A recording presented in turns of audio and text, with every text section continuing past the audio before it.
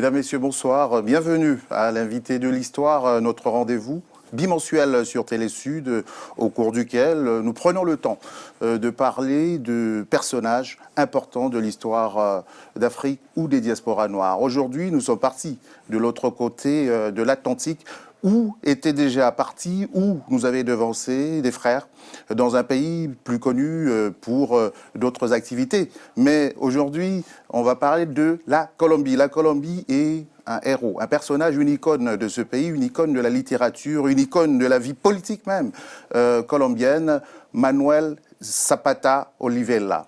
C'était un grand écrivain né en 1920 qui est mort il n'y a pas très longtemps, il y a une dizaine d'années seulement, et qui a laissé une marque indélébile dans la mémoire colombienne et même au-delà. Il est dès la dimension d'autres écrivains sud-africains que l'on connaît davantage. Il était certainement nobélisable comme les Garcia Lorca et d'autres. Ce Manuel Zapata de Oliveira, on va en parler aujourd'hui avec des personnes qui ont la matière pour nous en parler, parce que pour deux d'entre elles, j'ai trois invités, je vous l'annonce tout de suite, deux d'entre elles, elles nous viennent de Colombie même, et puis le troisième, qui est notre invité principal, c'est un amoureux de l'Amérique latine, de la Colombie en particulier. Il est écrivain, il est africain. Sami Tchak, bonsoir. Bonsoir. Vous nous venez du Togo, Colombie, c'est ça? Oui, du Togo. La Colombie, je l'ai intégrée à ma vie grâce à celle qui est en face de moi, Constanza Aguirre. D'accord. Vous êtes un écrivain africain prolixe. Vous avez plusieurs titres à votre actif oui, aujourd'hui. Oui, j'ai déjà plusieurs titres, oui. En plus de 24 ans, oui. J'ai publié quand même pas mal de livres déjà, oui. Malgré votre modestie, vous avez été plusieurs fois primé pour des distinctions souvent les plus marquantes de la littérature africaine. Oui, je vais citer le prix Amadou Kourouma, le prix William Sassine, pour la valeur de ces auteurs-là surtout. Ah oui, oui, et le Grand Prix de la littérature noire aussi. D'Afrique noire. Bon, oui. on ne va pas tous les citer. Oui. On va faire honneur aussi à nos invités de la gauche. Oui, vos amis qui nous sont venus de la Colombie et qui sont là, qui vont nous apporter cette Colombie vivante, cette Colombie intellectuelle, cette Colombie littéraire et créatrice. Honneur aux dames. Bonsoir. Bonsoir. Constanza Aguirre. Constanza Aguirre, oui. Très bien. Vous êtes artiste peintre voilà. Et vous travaillez de plus en plus avec des écrivains notamment, oui, comme dans ce livre que vous avez édité récemment. Avec l'étagère Artedos Gráficas, c'est un éditeur colombien des livres d'artistes. Et c'est le produit d'une collaboration qu'on a eue avec Sami et un autre écrivain, Raymond Nana. Vous faites des choses comme ça. Voilà, exactement. Mais très bien, on en parlera aussi, puisqu'on parle d'un grand écrivain et qu'on a la chance d'en avoir trois. Et peut-être même l'héritier de celui dont on va parler, la charge est lourde. Je sais, Wilson Moreno, bonsoir. Bonsoir. Vous êtes la nouvelle génération des écrivains afrodescendants colombiens.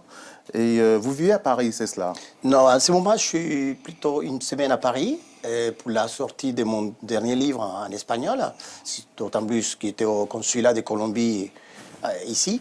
Mais sinon, actuellement, j'habite en Normandie, à Caen. Vous habitez en France, à tout le moins. Et selon vous, la souffrance n'appartient à personne? Tout à fait. Ben, c'est vrai en plus. Tout à fait. Nul n'est à l'abri de la souffrance. Nul n'est à l'abri de la souffrance. Vous allez nous aider parce qu'il est d'usage dans cette émission de faire une présentation du sujet en s'appuyant sur un commentaire imagé. Je me colle souvent à cet exercice, mais honnêtement, vu la qualité des invités que j'ai, et notamment de ceux qui connaissent, parce qu'ils ont grandi dans ce pays-là, la vie de notre personnage du jour. C'est avec vous qu'on va faire ce portrait. On va vous demander de parler avec votre cœur de afrodescendant colombien de ce Manuel Zapata Olivella. Image, s'il vous plaît. Wilson Moreno, vous êtes écrivain, vous êtes afrodescendant colombien. On a la chance de vous avoir. Est-ce que vous pouvez nous dire avec le cœur qui était ce Manuel Zapata Olivella? Manuel Zapata Olivella, avant de parler de lui, je me souviens, comme si c'était hier, d'une citation. Il dit « Ma mère m'a raconté une fois que quand je suis né, je n'ai pas vu la lumière.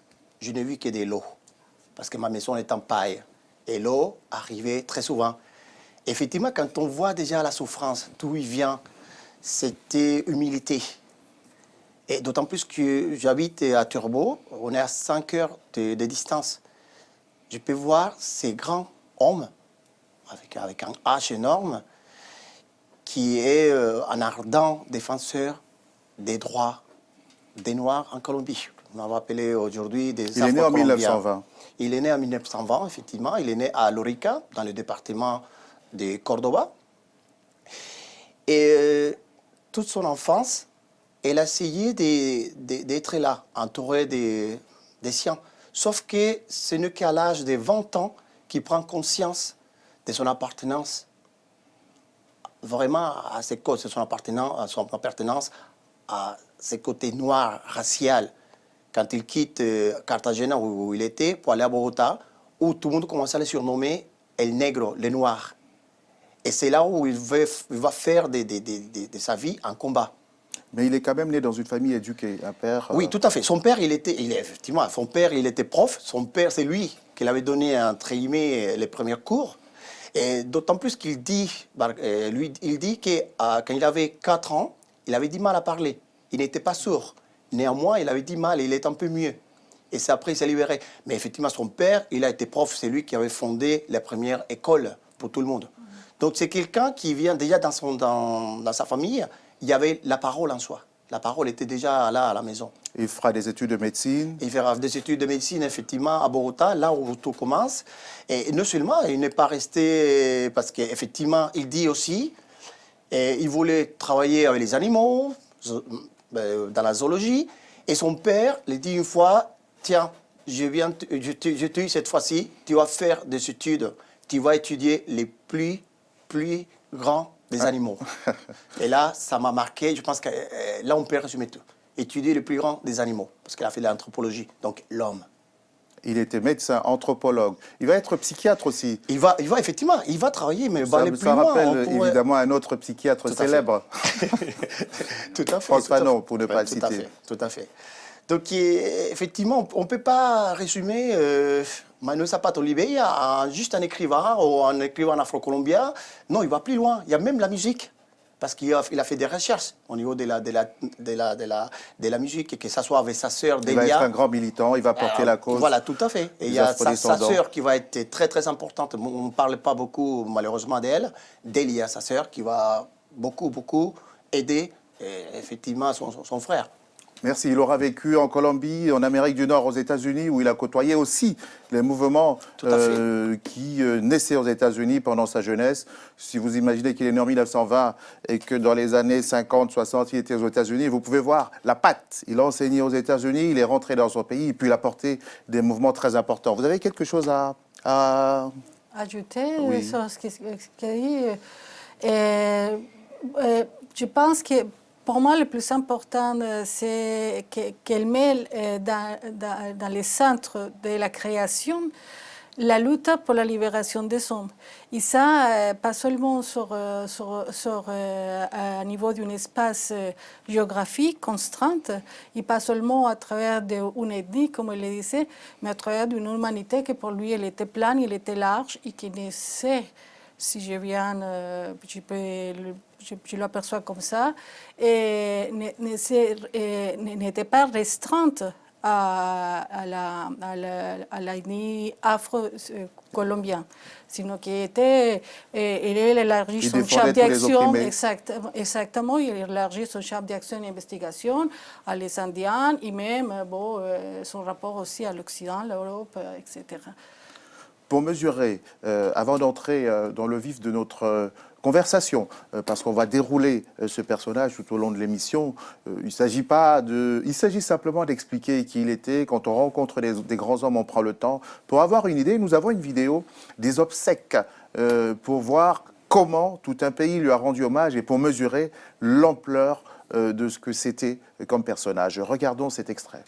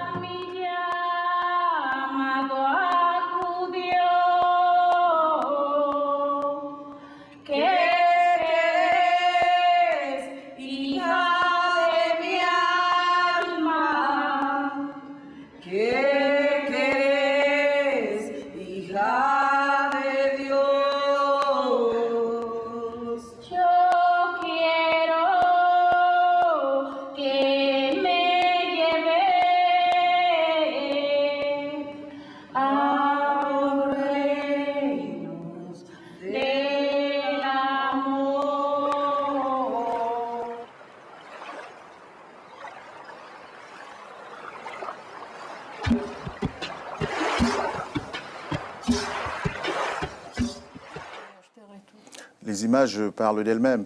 Ça rappelle... vous imaginez un écrivain qui est accompagné de la sorte. Il paraît que ce fut le cas à Paris, pour Victor Hugo notamment. Si vous voyez une telle communion autour d'une âme d'un personnage, c'est mesurer un peu la dimension de celui dont on va parler tout au long de cette émission. On voit tout le syncrétisme de ce pays, on voit tous les visages. Donc finalement, toute la Colombie l'a accompagné. On voit les cultes rituels, liturgiques dans ces images. Et ça nous permet de revenir à celui qui nous a emmenés du côté de la Colombie ce soir, qui est africain, qui nous vient du Togo. C'est bien cela. Et comment vous êtes tombé amoureux de cette Colombie-là? Et comme je l'avais dit au début, c'est par une collaboration avec Constanza. Je me suis donc intéressé à son pays. Je suis allé là-bas. Et bon, ben, pour Manuel Zapata Oliveira, j'ai eu la chance de rencontrer un héritier qui se réclame vraiment comme un héritier, un poète noir, Oscar Suarez, qui vraiment mène un combat pour que la mémoire de ce monsieur imprègne tout le pays. Et il m'a quand même initié à Manuel Zapata Oliveira. Il m'a amené dans la maison où il est mort, où il y a, disons, on conserve ses archives et tout. Et là, je me suis dit, bon, ben, il manquait quand même quelque chose aussi à ma culture, puisque j'avais le nom, mais je ne connaissais pas grand-chose de lui. Si vous voulez décrire la Colombie à un Africain, vous êtes allé là-bas, vous avez vu avec nos yeux, mais nous autres n'étions pas là. Vous nous racontez la Colombie comment? Oui, je dirais, ben, c'est quand même un pays, un très très beau pays, où, à ma grande surprise, il y a beaucoup de Noirs. On a un chiffre relativement vague. Hein. On dit 7 à 11 millions. Ils sont évalués quand même entre 10 et 11% de la population, avec une majorité de ce qu'on appelle les métis, une minorité de ce qu'on appelle les blancs, mais qui sont quand même ceux qui dominent, hein, avec aussi une relative minorité de ceux qui sont considérés comme les autochtones, les Amérindiens. C'est un pays peut-être composé de plusieurs populations de toutes ces origines, mais à mon avis, qui n'a pas, à mon avis, hein, réussi à en faire une unité, parce qu'on a quand même des gens qui vivent dans le même pays, mais pas ensemble, parce que pour moi, les Noirs, ils sont globalement une population bien à part, surtout ceux qui sont dans le Chocó. C'est comme si, bon, ben, ils ne faisaient pas partie de ce pays-là. On en parlera de façon plus précise tout à l'heure. Je vais me tourner vers mes invités de gauche pour partir du point de départ. Au moment où il naît, notre personnage, Manuel Oliveira, j'ai appris à prononcer entre-temps, au moment où il naît, en 1920, à quoi ressemble la Colombie? C'est quoi la Colombie de cette première moitié du siècle dernier? Je vais commencer par la dame. C'est une Colombie qui est en train de bousculer. C'est une Colombie... avec beaucoup de changements, beaucoup de problèmes politiques. L'esclavage est aboli depuis? L'esclavage est aboli apparemment en 1852 en Colombie, mais l'esclavage, je pense que moderne, il n'est pas encore aboli et on ne peut pas parler que l'esclavage soit aboli. Ça dépend des termes qu'on se situe par rapport à ça. La Colombie, après sa naissance, il va rentrer dans une période, 20 années après, quand il aura 20 ans, Manuel Zapata Oliveira va rentrer dans une période qu'on va appeler la période à peu près, qu'on appelle la violence colombienne. C'est la confrontation entre deux groupes politiques, les conservateurs et les libéraux. Et puis, le pays va rentrer dans une situation de crise et de conflits. Wilson Moreno, en Europe, à ce moment-là, c'est le début des fascismes. C'est quoi en Amérique latine? Disons que, Constance venait de le dire, parce que si on remonte même avant, on va parler de 1902, 1903 presque, quand on finit la guerre de 1000 jours. Il faut savoir tout ce qui s'est passé avant sa guerre de 1000 jours. Ça a laissé des dégâts. Et c'est quelle guerre? C'était la guerre entre les conservateurs, les deux forces politiques qu'on avait à cette époque dans le pays. Les conservateurs, comme la guerre de sécession ailleurs? Voilà. Les conservateurs d'un côté et les libéraux de l'autre côté. Sauf qu'effectivement, faut dire la vérité, les conservateurs, ils avaient plus de force, une armée plus puissante. Pourquoi ils en sont arrivés à la guerre? C'était quoi le Parce qu'il y a différent principal? on parlait tout à fait, on parlait du problème des cafés. Les terres. Mais plus que les cafés, parce que même si je ne vais pas parler de mon dernier roman, La souffrance n'appartient à personne, dans les synopsis, on va voir que tout c'est un problème des terres. Tout est lié à la terre. On se bat toujours pour la terre, pour maîtriser cet endroit. Donc, dans ces années-là, c'était très difficile. Et parler, parce qu'on ne va pas s'éloigner d'Emmanuel, il arrive dans une Colombie où les Noirs, ce n'est pas qu'ils n'existaient pas, mais les Noirs, c'était vu comme quelqu'un de bizarre. Il disait que c'était même pas du racisme, c'était plutôt de l'ignorance et de la peur de l'inconnu. C'est ce qu'il disait dans ses mots à lui. Mais en 1920, effectivement, on sort aussi, tu répètes, de la guerre des 1000 jours qui est très violente. On a une Colombie qui est en train de se reconstruire. On va voir des premiers groupes. Je ne voulais pas qu'on en parle, mais c'est l'histoire, les premiers groupes, les fronts qu'on parle. Et après, on va parler aussi des guérillas. Et donc, il n'y a pas que ça. La guerre des 1000 jours a fait écho dans d'autres pays. La Colombie d'aujourd'hui, c'est quelle superficie et c'est combien d'habitants aujourd'hui? Pour qu'on réalise un peu. Aujourd'hui, on est en train de parler de 45 millions d'habitants et c'est 2 fois la France. Ouais. Sauf qu'on vient d'avoir un souci avec le Nicaragua parce qu'on a perdu une grande partie au niveau de la mer. Il y a beaucoup d'espace, mais il y avait des problèmes de terre. Ah, il y a un problème de terre, oui, parce que c'est plutôt les contrôles. On veut contrôler. Voilà, c'est plutôt les contrôles. C'est pas qu'il n'y a pas de la place. Il y a la place pour tout le monde. D'ailleurs, on est très riches, on pourrait vivre tous très bien. Mais c'est un problème de contrôle. On veut à chaque fois dominer une zone. Pardon, excusez-moi. À qui appartient la terre? Et le problème, c'était la réforme agraire. Ça veut dire qu'il y avait un peuple qui exigeait que ces terres soient réparties.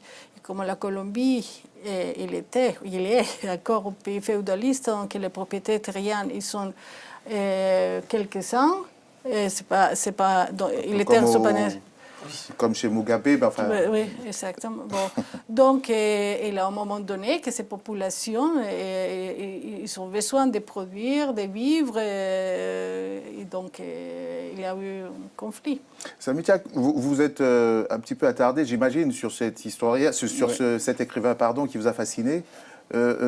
Comment vous avez perçu la naissance du militantisme chez lui, la formation idéologique de Manuel d'Oliveira, comment elle est née?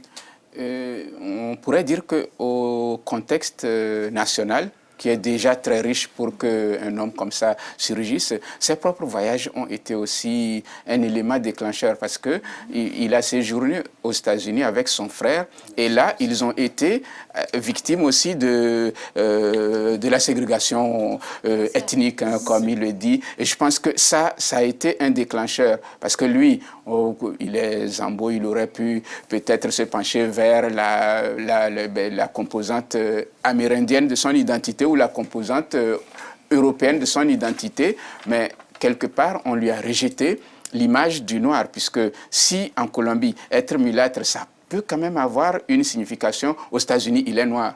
Je crois que de tous les militants comme lui, il y a parfois des blessures personnelles. Il vient d'une famille qui n'est pas pauvre, mais lui, ailleurs, il s'est senti plutôt beaucoup plus humilié qu'il ne l'a été en Colombie, aux États-Unis. Oui. Pardon que je t'interrompe, mais effectivement, c'est parce que c'est en allant aux États-Unis qu'il s'est dit, d'accord, comment sont traités les Noirs? Il n'y a pas qu'en Colombie, partout. Il va à Harlem, pour en citer, parce qu'il y en a pas mal de son œuvre, et il s'est dit, d'accord, on a les mêmes soucis là-bas, les Noirs sont traités de la même façon, donc pour lui, c'est pas qu'ils viennent d'une famille, le fait qu'ils viennent d'une famille aisée, parce que c'est loin d'être pas une famille aisée, même si effectivement ils étaient dans l'eau à cause du fleuve, mais c'est dit que ça soit en Colombie ou ailleurs, on va être traité de la même façon, simplement parce qu'on est considéré comme noir. Mais il ne faut pas oublier que lui, on va parler des tri ethniques, donc il va avoir les côtés, comme il l'a dit, d'Afrique, les côtés de l'Europe, mais les côtés aussi des Indiens d'Amérique. Mais je pense que ça vient quand Samy met les voyages qui donnent l'essence à son écriture, à sa littérature. C'est ce processus de voyage interne qui le mène précisément à réfléchir à cette triethnie. Parce qu'avant, lui, il peut penser que les afro-américains sont les seuls à ségréguer d'un pays, mais il n'avait pas connaissance absolue de tous les groupes ethniques et qu'est-ce qui se passe ailleurs. Donc, c'est dans l'essence du voyage qu'il découvre qu'il y a des autres souffrances. Il découvre que le combat est un combat beaucoup plus large et plus universel. Même si, et c'est pour ça que je pense qu'il était nécessaire qu'il voyage, il va vers ses origines africaines, pour faire un voyage de retour, parce qu'il était nécessaire que lui-même se projette dans le futur et pas pour parler de son passé, sinon pour dire l'émancipation, comme on avait dit. C'est la projection. On va écouter un extrait vidéo où Manuel Zapata Oliveira parle de sa philosophie, finalement, avec ses mots à lui. Que esa memoria ligada a los árboles, a los cantos y a las aves, siempre me dio la impresión de ser lo que sería un constante trashumante detrás de las riquezas de la naturaleza, unas veces como antropólogo, otras veces como escritor, pero me han rodeado todos estos elementos. On m'a toujours entouré. Voilà, vous étiez en train de nous faire la traduction, continuez. Il dit en gros... En gros, il dit que de toute façon, il a toujours essayé d'aider à la cause des Noirs, que ce soit en tant qu'écrivain, en tant qu'anthropologue ou autre. Et tous ces éléments étaient toujours présents. Ça veut dire la défense et se battre, lutter pour les droits des autres. Et au début, il a une belle formule. Elle dit, pour dire que j'ai voulu toujours être libre. Donc, elle dit, j'ai voulu être oiseau, j'ai voulu être canard, et j'ai voulu être au milieu de ces mangroves. Parce qu'il parle de sa région, de l'eau, del Sinou, exactement. Et après, ils ont plusieurs oiseaux de la région. Et puis, il dit, pour être entouré toujours de ces natures, qui me fait proche, s'imprégner. Oui. Et là, je voulais juste rajouter, même bien que peut-être on puisse le voir plus tard, parce qu'on va parler on parle des oiseaux, on parle de liberté. Sauf que lui, à un moment donné, même, on va parler du tableau de la croix, de la liberté. Il dit, mais la liberté, ça n'a pas commencé dans la Révolution française. La liberté, ça a commencé même avant, en 1533, quand les premiers bateaux négriers sont arrivés. Les premiers esclaves qui rentraient, il était avec des chaînes. Et les derniers, il était avec des chaînes. Donc les chaînes, c'était synonyme, d'après lui, c'est seulement lui, de liberté. Donc que ce soit la métaphore avec les oiseaux ou la métaphore qu'il fera plus tard avec les chaînes, c'est toujours là son combat. Samy Tchak, oui. Vous, l'écrivain maintenant, il a une œuvre immense. Oui. Qu'est-ce que vous pouvez dire par rapport à son œuvre? Il écrit des romans, des pièces de théâtre, il fait plein de choses. C'est des articles, plus d'une cinquantaine de livres quand même. Je crois que pour le moment, c'est même une œuvre qu'on peut dire très peu connue, sinon mieux connue, parce qu'en français, par exemple, il y a très peu de ces livres qui sont traduits, et les rares qui sont traduits sont épuisés. Et ce que j'ai aussi constaté en Colombie, c'est que même en Colombie, il commence à ne plus être disponible, alors que son combat est resté dans la mémoire et les afro-descendants se réclament de lui pour donner une certaine consistance à leurs propres mots, sans nécessairement le lire.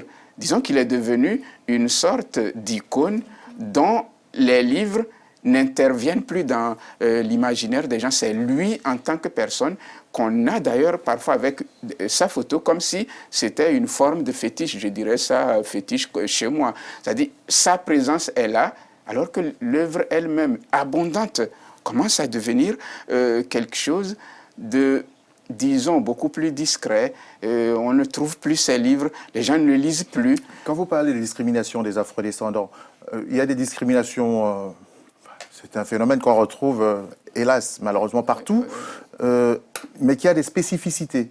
C'est quoi la spécificité de la discrimination en Colombie? En Colombie, je dirais par exemple qu'il a fallu attendre, je crois, la loi 69 ou 67 de 1993 pour que le noir puisse avoir la propriété foncière, mais seulement dans certaines conditions, c'est-à-dire dans le Chocó, quand il exploite la terre. Je pense que jusqu'à présent, le droit... De 1993. Oh oui. Là, cette loi est même devenue une loi, disons, emblématique, puisqu'on donne aux Noirs un droit qui était, bon, ben, pour les autres, peut-être acquis. Être propriétaire foncier était quand même une chose que le Noir n'avait pas. Et en 2006, quand j'étais là-bas, Oscar Suarez, ce poète, m'expliquait que cette loi n'était pas valable dans les villes. Que dans les villes, ce n'était pas encore possible pour les Noirs d'être des propriétaires fonciers. Donc cette discrimination malgré 60 ans de combat de Manuel Zapata Oliveira et d'autres, malgré tous ces combats, il a fallu attendre 1993. Oui, j'allais même ajouter une chose qui m'a vraiment frappé. Un Noir, par exemple, dans les représentations politiques, les Noirs votent pour un représentant noir au sein de l'Assemblée. Le Noir ne peut pas être candidat. Il ne choisit pas d'autres élus? Non, c'est-à-dire il ne peut pas être candidat au sein de la nation. C'est le représentant que les Noirs vont élire. Donc, ce représentant, ce candidat sera élu par des Noirs pour les représenter au sein de l'Assemblée. Ça m'a vraiment frappé. Je dis le candidat noir pour les Noirs. Il a envie de parler parce que c'est notre cousin. Oui, non, mais c'est sûr que si je peux mettre sur risque, c'est parce que c'est vrai que, comme je dis à mon synopsis, c'est un très joli pays pétri de paradoxes. Il y a des passages un peu forts où on parlait del Chocó.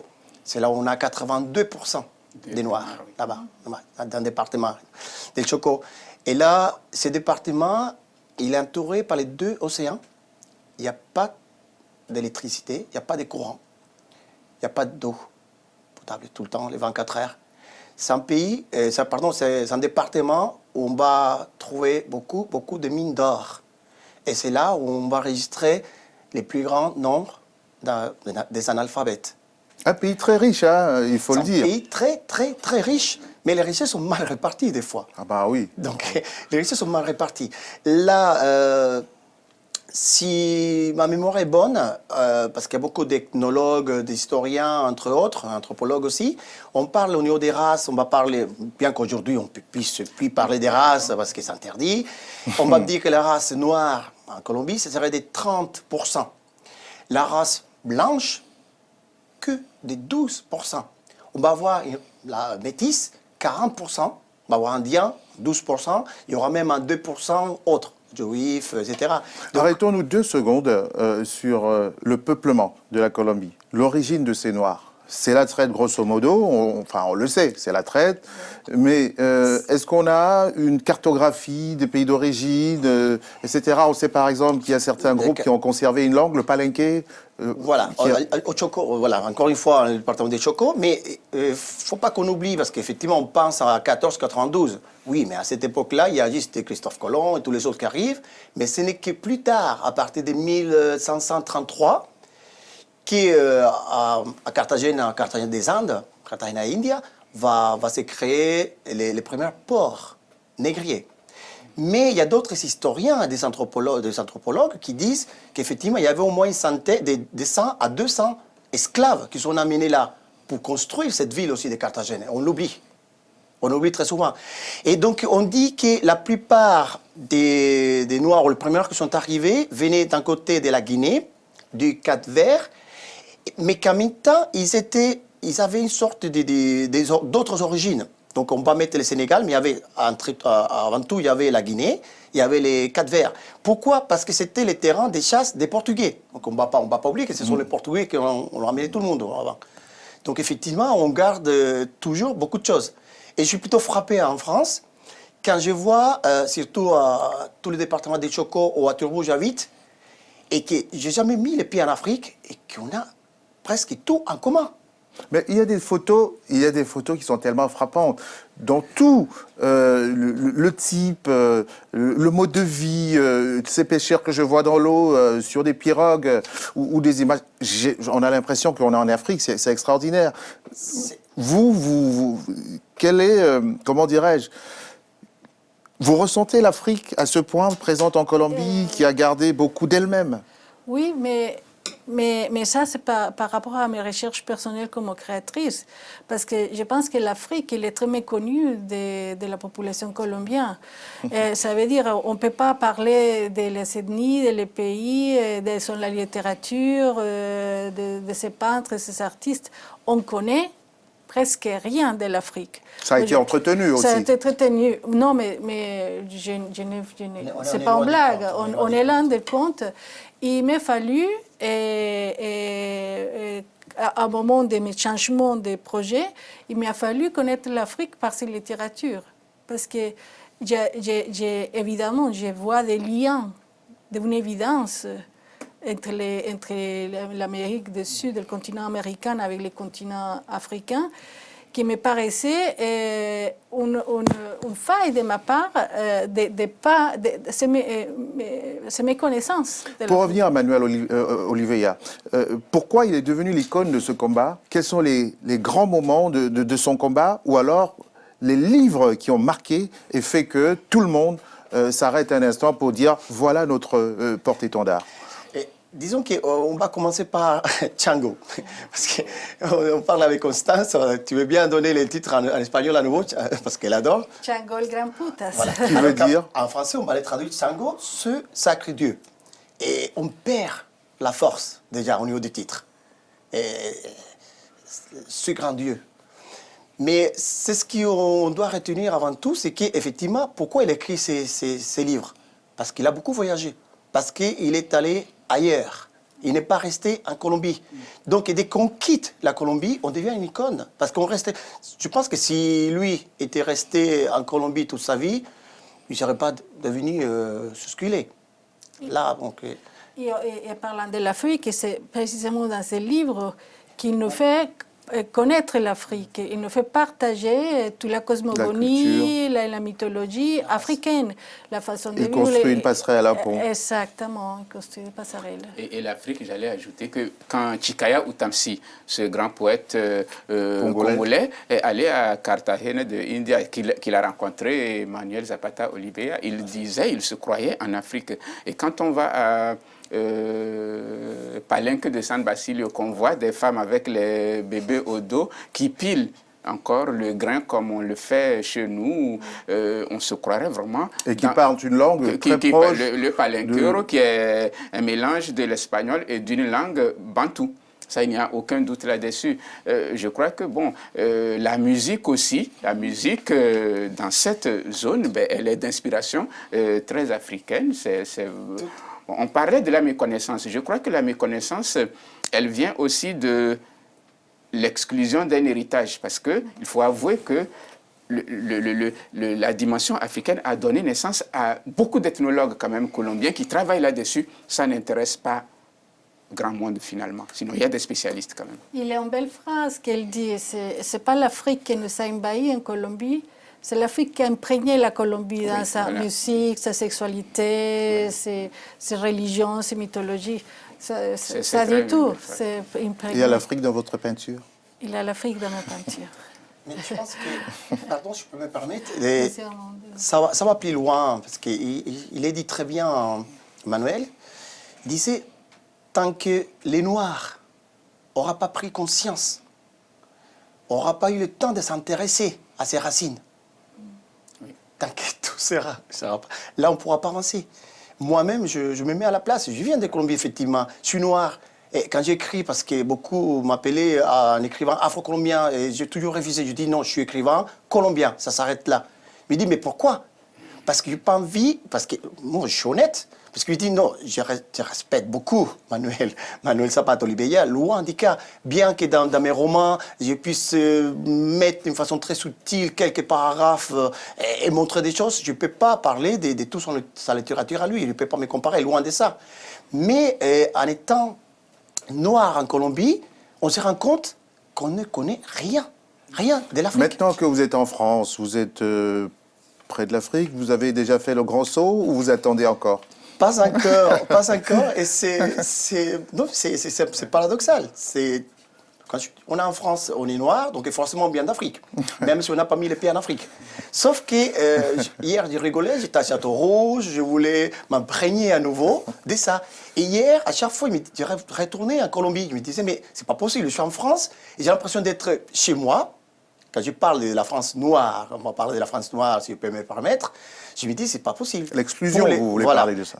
Les Noirs, les Africains, ils ne me voient pas comme Africain. Ils savent pas que ils savent que je ne suis pas africain, que ce soit pour l'accent, que ce soit en français ou en anglais. Néanmoins, beaucoup sont étonnés quand je dis que je viens de la Colombie. À plusieurs reprises, on m'a demandé, y a-t-il des Noirs en Colombie? Je dis, il n'y a pas en Colombie qu'on a une méconnaissance de l'Afrique. Mais malheureusement, en Afrique aussi, on a une méconnaissance, et c'est plutôt compréhensible, de ces côtés de la Colombie, malgré les 30% qu'on a de la race noire. Eh oui, c'est un étrange pays. Hein. Oui, c'est vrai, c'est un étrange pays qui mérite d'être découvert et je pense quand même que les liens se feront de plus en plus. Il y a un Camerounais, je peux l'évoquer au moins, Blaise Ndjoya, qui avait fait ethnologue, sociologue, qui avait fait un film même sur la Colombie, les Noirs en Colombie et tout. Il y a des gens qui se sont intéressés, mais ce n'est pas suffisant, je pense. Ce n'est pas suffisant. On va regarder très rapidement un petit extrait vidéo où l'un est écrivain, l'autre est un intellectuel colombien, s'exprime pour nous parler de ce manuel, de cet immense Oliveira. Écoutons. Es cuando es como el terremoto que abre, pues rompe los muros, ¿no? De la invisibilidad del negro en Colombia. Manuel Zapata Oliveira era un gran ensayista, médico, antropólogo, escritor, y que cultivó muchos géneros literarios, el cuento, el ensayo, la narrativa, el periodismo, el teatro. Su vida y su obra están plasmadas por materializar todas esas facetas, donde los temas que entran en entrecruzamiento son la identidad, la multiculturalidad, la diversidad étnica, sustancialmente centrado a lo afro y mayoritariamente a la etnia de la humanidad.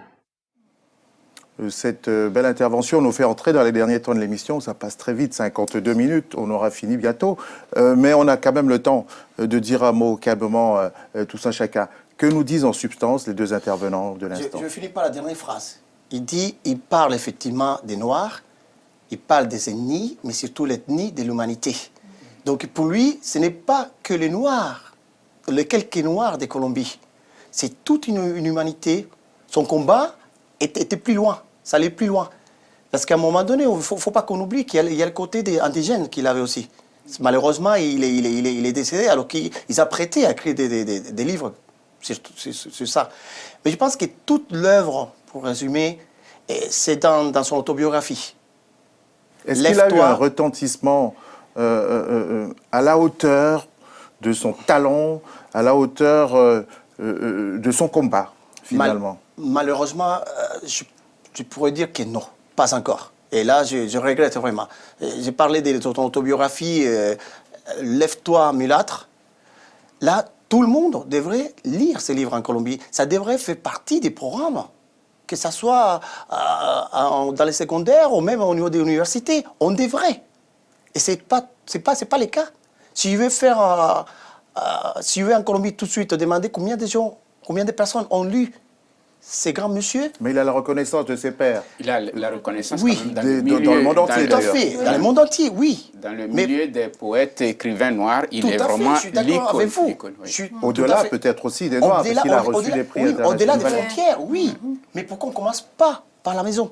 Là, je suis vraiment d'accord. Bien sûr qu'on les connaît. J'étais étonné qu'on les connaisse tous en France, aux États-Unis, au Mexique, etc. Mais en Colombie, je dis, mais pourquoi est-ce que c'est voulu? C'est souvent entretenu. La culture dominante ne promeut pas les idées subversives. Voilà, c'est quand même à un moment, on efface de la mémoire des gens qui gênent. Voilà, donc c'est vrai que moi, j'ai envie de m'intéresser. Plus tard, pourquoi pas faire une thèse sur lui? Là, c'est vrai que depuis ce week-end, je n'arrête pas. Je dis, Depuis bon, que vous savez que vous venez nous parler de lui? oui, oui, oui. Ah, bah, depuis, si ça là, du déclenche coup, ça une m'a. thèse, Non, si, ça a déclenché beaucoup de choses. Parce que ça m'a obligé à revenir à mes racines. Parce que c'est vrai qu'on l'oublie très souvent. Moi, je ne me regarde pas et me dis, oh, tiens, je suis noir. Non, quand je suis en train d'écrire, je me dis, tiens, je suis noir. Non, c'est un écrivain qui sort. Mais là, je me suis dit, mais il avait tout à fait raison, ce grand monsieur. Et comment dirais-je, il a des héritiers aujourd'hui, des gens qui continuent ce beau combat par la poésie, par les mots? Oui, par la création en général. Je pense que, comme il dit, c'est un bon moyen d'aujourd'hui. Moi, par exemple, je m'apprête à travailler sur les Caraïbes, donc Haïti, tous les lieux qu'il a visités, à travers d'une exposition d'un architecte Justement, vous l'avez vénézuélien. exposé récemment ou c'est en cours encore? C'est en cours. Vous exposez où? Jusque La quand? galerie Miriam Bougal jusqu'au 9 mars. C'est à Paris, ça se C'est trouve à où? Paris, à la rue des Pont-aux-Choux. Pont-aux-Choux, c'est Donnez le métro, c'est plus simple. c'est le métro Saint-Sébastien Froissart. D'accord. Voilà, exactement. Mais il est toujours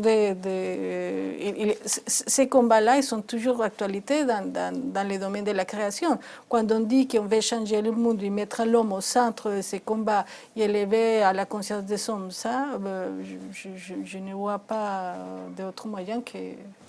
Ça m'étonne que je parle à l'écrivain africain, parce qu'il y a un foisonnement d'idées dans cette littérature, on va dire, d'Amérique du Sud de façon globale.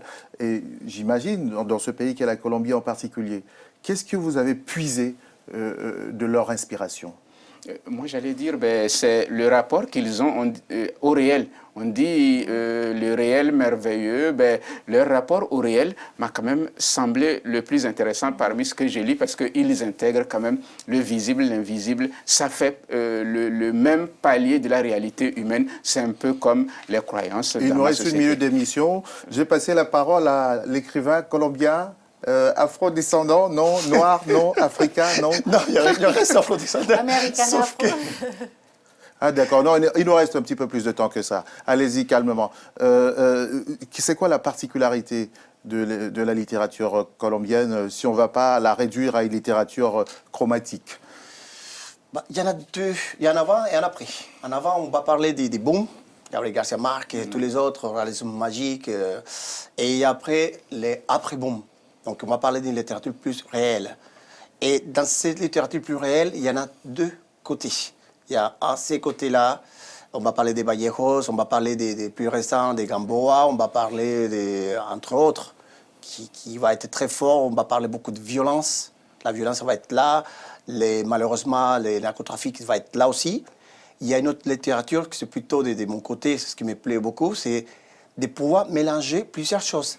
D'un côté, tout notre héritage de Gabriel Garcia Marquez, mais en même temps, d'aller plus loin, c'est voir ce côté de Manuel Zapata Oliveira aussi.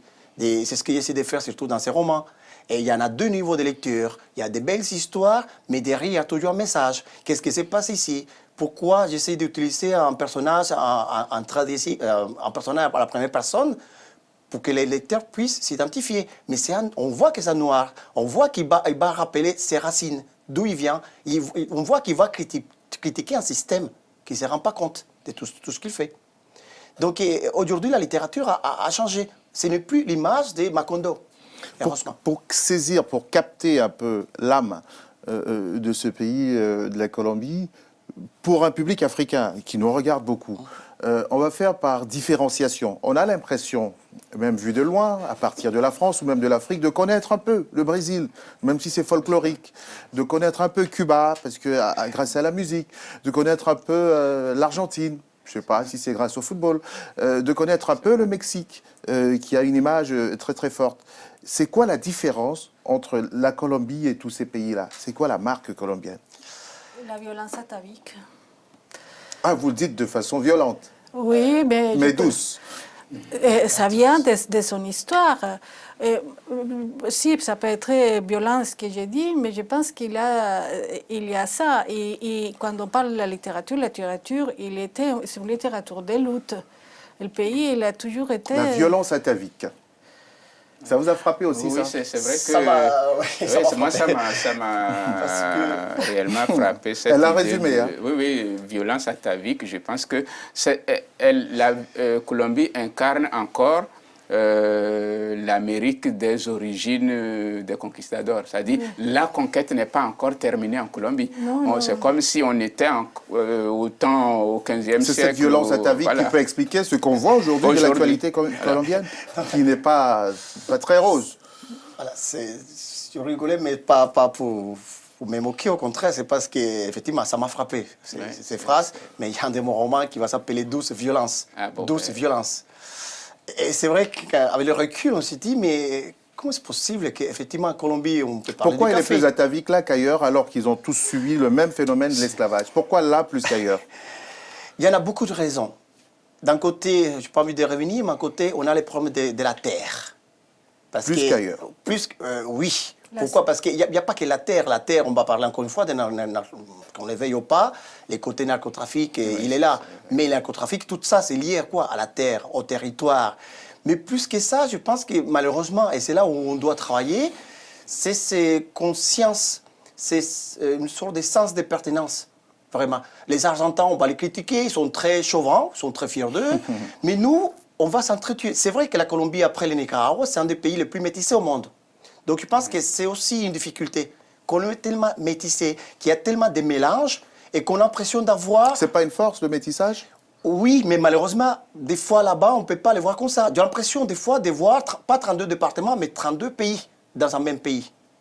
Et quand on voit le département del Choco ou le département de Córdoba, d'où Manuel Zapata Olivella vient, on voit deux choses opposées. Quand on voit les départements de Manuel Zapata Olivella et Córdoba et la capitale Bogota, il y en a...